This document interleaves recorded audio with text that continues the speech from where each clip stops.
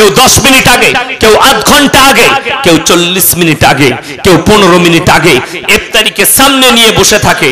আর সেই সময় আল্লাহর হুকুমের আমার বান্দারা যারা অপেক্ষা করে রোজা রেখে, আমি আল্লাহ তখন তাদের তাকওয়াকে বাড়িয়ে দিই, ঈমানকে বাড়িয়ে দিই। জোরে বলুন সুবহানাল্লাহ।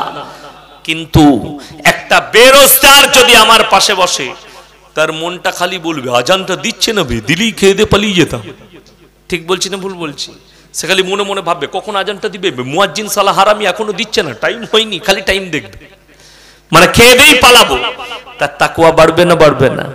তার তো তাকওয়া বলে কিছুই নাই, বেরোজগার মাল।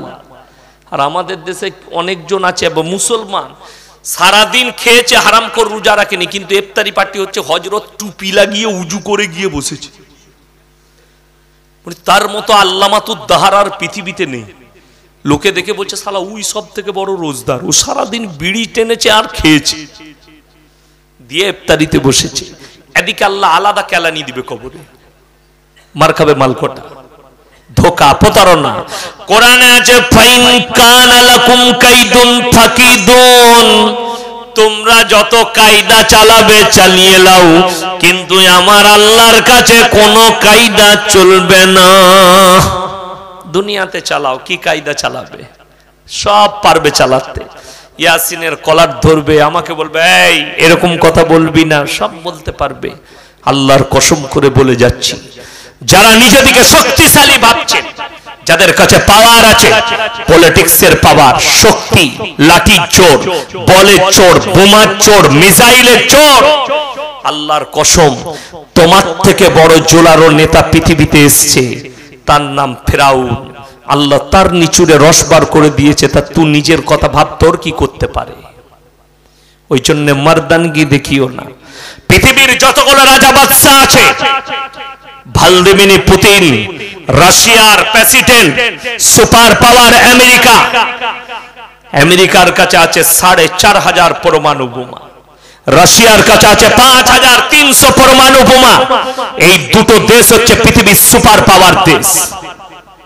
এরা যখন টক্কর লিবার যুদ্ধের ময়দানে নামবে, ওয়ার্ল্ড ওয়ার হয়ে যাবে, পরমাণু যুদ্ধ হবে পৃথিবীতে, অর্ধেক দুনিয়া ধ্বংস হয়ে যাবে।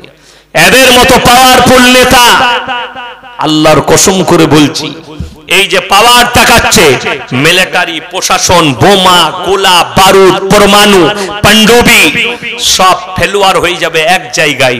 যখন পুতিনের কাছে তার মৃত্যুর ঘন্টা লাড়া দিয়ে দেবে, আল্লাহর কসম না তোর মিলিটারি কাজ করবে, তা না সুপার পাওয়ার কাজ করবে। আমেরিকার প্রেসিডেন্ট জো বাইডেন যত পাওয়ার দেখাবে দেখা, মৃত্যুর ঘন্টা বেজে গেলে তোর কোন বাপ মিলিটারি তোকে আর রুখে রাখতে পারবে না। জোরে একবার বলুন সুবহানাল্লাহ। যে যেরকমই পাওয়ারফুল হোক, আমি যখন তার কাছে মৃত্যুর ঘন্টা বাজিয়ে দেবো, পৃথিবীর যতগুলো ডাক্তার বৈজ্ঞানিক আছে সব এক কাছে করুন, আল্লাহর কসম কলকাতার বুকে যত হাজার ডাক্তার আছে, একটা হলে নাইলে ইডেন গার্ডেন ময়দানে, নাইলে মোহনবাগানে দাঁড় করান, তাদেরকে খালি একটা প্রশ্ন করুন, স্যার সকাল থেকে রাত পর্যন্ত আপনারা এত রোগী পাচ্ছেন, কারুর পিঠ, কারুর পেট, কারুর পা, কারুর হাত, কারুর ব্রেন, কারুর নাক, কারুর মুখ পাচ্ছেন, একবার বলতে পারবেন আল্লাহ মানুষের মধ্যে রূহটাকে কোথায় রেখেছে? এখনো পর্যন্ত কেউ বলেছে? এ কথা বলেন না কেন? বলতে পারেনি। জোরে একবার বলুন নারায়ে তাকবীর। আল্লাহর শক্তি শুনেলেন আমার নবী, বিশ্ব নবী জানাবে মুহাম্মদুর রাসূলুল্লাহ, সকলে বলুন সাল্লাল্লাহু আলাইহি ওয়াসাল্লাম। আল্লাহকে প্রশ্ন ছুড়লেন নবীজি, ইয়াসালুনাকা আনির রূহ, ওগো আল্লাহর রূহটা কি? আমার আল্লাহ উত্তর দিলেন, কুলির রূহ মিন আমরি, হে আমার বিশ্ব নবী, রূহটা হচ্ছে আমার আল্লাহর হুকুম। আমি যখন বলবো চলে যা, চলে যাবে, আমি বলবো ফিরে আই, ফিরে আসবে। অপর জায়গায় আমার আল্লাহ রাব্বুল আলামিন বললেন, ওয়ান নাসিয়াতি গরকা ওয়ান নাশিতাতি নাশতা। গরক মানে হচ্ছে ডুব মারা, ডুবা। আমার ফেরেশতা দিকে মালাকুল মউতকে হুকুম দেব, ডুব মারো তার শরীরে, ধরো রূহটাকে, টেনে নিয়ে এসে ওয়ালাউলা ইজা বালাগাতিল হুলকুম, এই হালাকে নিয়ে মৃত্যুর শয্যায় মানুষ দাঁড়িয়ে থাকে না বিছানায় থাকে? কথা বলেন। বিছানায় পড়ে যায়, মানুষ পড়ে যায়, বিছানায় থাকে। কোরআন নকল করছে, ওয়ালাউলা ইজা বালাগাতিল হুলকুম, আমি আমার ফেরেশতাকে বলি তারা ডুম মেরে রূহটাকে ধরে নিয়ে তাদের হালাকে টেনে নিয়ে আসে। কোরআন বলছে আনতুম হিনা ইজিন তানজুরুন, তারা তখন মৃত্যুর শয্যায় থাকে, সব ক্ষমতা উড়ে যায়, তারা খালি ভ্যাল ভ্যাল করে তাকিয়ে তার আত্মীয় স্বজন, পাড়া প্রতিবেশী, স্ত্রী পুত্র পরিজনকে দেখে। তারা চেষ্টা করে কি বলার, তোমরা খারাপ কাজ করো না, ভালো হয়ে যাও। আল্লাহ বড় বিপদ রেখে দিয়েছে, কঠিন বিপদ আছে মরণের পরে। আমার যা কষ্ট হচ্ছে আমি বুঝি। ওই সময় দেখবেন মৃত্যুর সময় কিছু মানুষের মুখ দিয়ে রক্ত বেরিয়ে যায়, বের হয় না। কোন মানুষের পায়খানা বেরিয়ে যায়, কোন মানুষের প্রস্রাব বেরিয়ে যায়। ওই রূহটাকে টেনে হালাকে আনলে সেই কষ্টর সময় মানুষের পায়খানা প্রস্রাব বেরিয়ে যায়। আনতুম হিনা ইজিন তানজুরুন, তুমি খালি ভ্যাল ভ্যাল করে তাকিয়ে দেখবে চারিদিকে তোমার আত্মীয় স্বজনকে, তোমার করার কিছু থাকবে না, বলার ক্ষমতা কেড়ে নেওয়া হবে। ওই জায়গায় ফেলোয়ার। ওই জন্য আল্লাহ কোরআনে আরো এক জায়গায় বলেছেন মানুষ সম্পর্কে, যারা নিজেকে শক্তিশালী ভাবেন তারা শুনে নেন। আল্লাহ কোরআনে বললেন যে হে আমার নবী বলো পৃথিবীর মানুষকে যে তারা হচ্ছে আমার কাছে অসহায় আর দুর্বল। ইন্নাল ইনসানা খুলিকা হালুয়া, আমি মানুষকে অসহায় আর দুর্বল করেছি। একটাও মানুষ সবল নয়, একটা মানুষ সবল নয়। কেউ সাংসারিক দিক দিয়ে দুর্বল, কেউ অর্থনৈতিক, কেউ শারীরিক, কেউ সামাজিক, কেউ অর্থনৈতিক, কেউ রাজনৈতিক, কেউ পারিবারিক। যে কোনো দিক দিয়ে আমি মানুষের মধ্যে দুর্বলতা দিয়েছি। কেউ সবল নয়, রাজা বাদশা থেকে নেতা মন্ত্রী থেকে কেউ সবল নয়। ওই জন্য হযরতে মুসা নবী আল্লাহকে পাহাড়ের ওপরে আল্লাহ যখন কথা বলতেন তখন বলতেন এ মেরে মুসা পাহাড় পে আজা। মুসা নবী পাহাড়ে যেতেন কথা বলতে। পাহাড়ে গেছেন, সিজদায় পড়ে আল্লাহকে বললেন আল্লাহ আমি আপনাকে প্রশ্ন করতে চাই। কি প্রশ্ন বল? আজীব ও গরীব সওয়াল করলেন, আল্লাহকে প্রশ্ন ছুড়ে দিলেন। কি? আল্লাহ তুমি যদি আমার বান্দা হতে আর আমি যদি তোমার রব হতাম, তুমি আমার কাছে কি দোয়া চাইতে?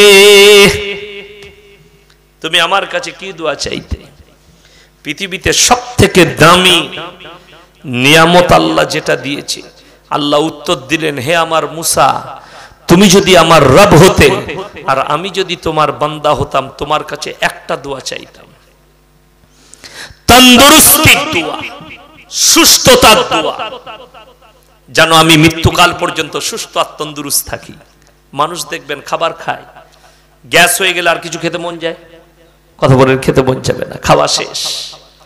পাতলা পায়খানা হলে খাওয়া শেষ। শরীর জ্বর চলে এলে বিছানা থেকে উঠতে পারছেন না, আর কোনো কাজে মন লাগবে না। তাইলে অসুস্থতা কত খারাপ, সুস্থতা কত বড় জিনিস। স্মার্ট থাকবে, সুস্থ থাকবে, সব উড়িয়ে দিবে, মনে হবে দুনিয়া উড়িয়ে দেবো। সেই মানুষটাই যদি অসুস্থ হয়ে যায় তখন আর কোনো কাজ করার ক্ষমতা থাকে না। আল্লাহ বললেন আমি তোর কাছে একটাই দোয়া চাইতাম, সেটা হচ্ছে সুস্থতা। হে আমার মুসা, আমার সব থেকে বড় নিয়ামত হচ্ছে সুস্থতা। কোনো মানুষের যদি ক্যান্সার হয়, তাকে যদি বলা হয় শুয়োরের গু মাগলে ক্যান্সার ভালো হবে, তা তাই মাগবে। ঠিক বলছি না ভুল বলছি? এত অসহায় থাকে মানুষ। তাকে যদি বলা হয় সুন্দরবন জঙ্গলে চলে যাও, একটা গাছের পাতা আছে, তুমি চিবিয়ে খেলে তুমি ভালো হয়ে যাবে, সে সেটাই খাবে। ছুটবে কি করে পাওয়া যায় সেই পাতাটা।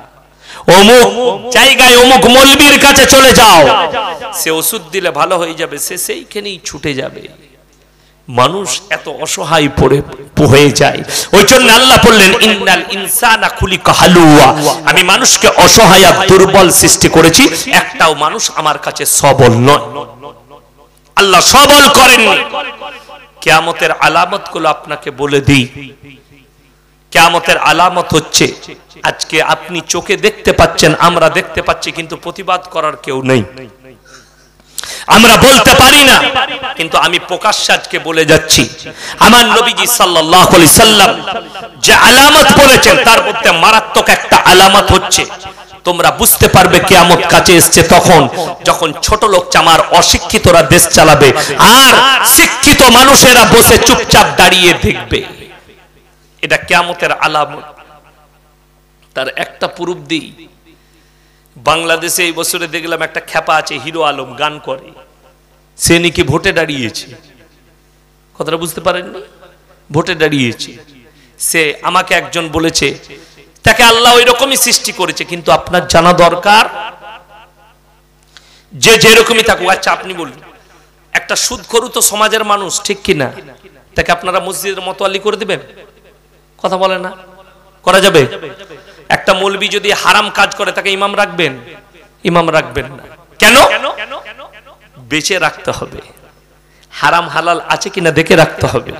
তো তুমি নেতা কাকে সিলেক্ট করবে? আমার আল্লাহ নেতা চিনিয়েছেন, জোরে একবার বলুন না সুবহানাল্লাহ। আতিউল্লাহ ওয়া আতিউর রাসূল ওয়া উলিল আমরি মিনকুম ফাইন তানাযাতুম ফি শাইইন ফারুদ্দুহু ইলাল্লাহ। দুঃখ এক জায়গায়, সমাজের লোক মুসলমান নেতা সিলেক্ট করতে পারেনি। কোরআন বললে আল্লাহর রাসূলের পরে তোমরা যাকে নেতা হিসাবে সিলেক্ট করবে আগে খোঁজ নিবে তার মধ্যে ইলম আছে কিনা, তার মধ্যে দ্বীন আছে কিনা, তার মধ্যে হারাম হালালের বিচার আছে কিনা, তার মধ্যে জ্ঞান এডুকেশন আছে কিনা। আমাদের দেশের বলে দিই, কালকে আমি মেদিনীপুর যখন যাচ্ছিলাম, রামজীবনপুর বলে একটা বাজার আছে, বাইপাসে একটা রেস্টুরেন্ট আছে, একজন হাজী সাহেবের, আব্দুল্লাহ ভাই হাজী রেস্টুরেন্ট A1। তো সেখানে আমি কফি ফফি খাই, বসলাম। একটা হিন্দুদের ছেলে এলো, অ্যাম্বুলেন্স চালায়, গাড়ি চালায়। নমস্কার স্যার। আমি বললাম ভালো, ভালো আছো? জি। বলছে স্যার একটা সেলফি লব। লাও। কি নাম তোমার? বললে স্যার আমি একজন হিন্দুদের ছেলে, আপনার প্রচুর বক্তব্য গাড়িতে চালাতে চালাতে শুনি।